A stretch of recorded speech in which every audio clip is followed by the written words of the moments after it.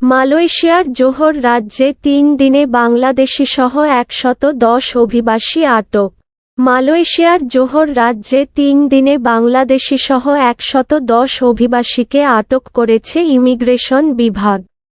২৮ জুলাই থেকে ৩০ জুলাই পর্যন্ত ৩ অভিযান পরিচালনা করে রাজ্যের অভিবাসন বিভাগ। জিআইএম বলছে, রাজ্যে বৈধ অনুমতি ছাড়াই অতিরিক্ত অবস্থান ১১০ বিদেশিকে আটক করার পাশাপাশি একজন স্থানীয় নিয়োগকর্তাকেও আটক করা হয়েছে।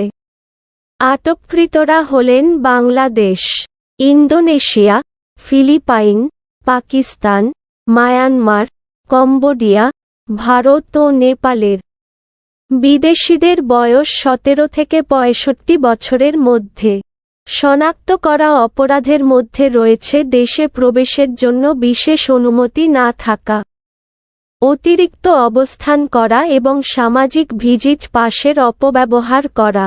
জিআইএম জোহরের পরিচালক মোহাম্মদ রুশদি বুধবার ৩১ জুলাই এক বিবৃতিতে বলেন, অভিযানের সময় মোট ৭৯১ জন বিদেশির কাগজপত্র পরীক্ষা করা হয়।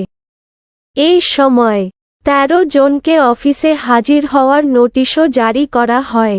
পরিচালক বলেন, অবৈধ অভিবাসীদের পিএটিআই সুরক্ষার সন্দেহে ৩১ বছর বয়সী এক স্থানীয় ব্যক্তি যে কারখানার মানব সম্পদ ব্যবস্থাপক হিসেবে দায়িত্বে ছিলেন, তাকেও আটক করা হয়।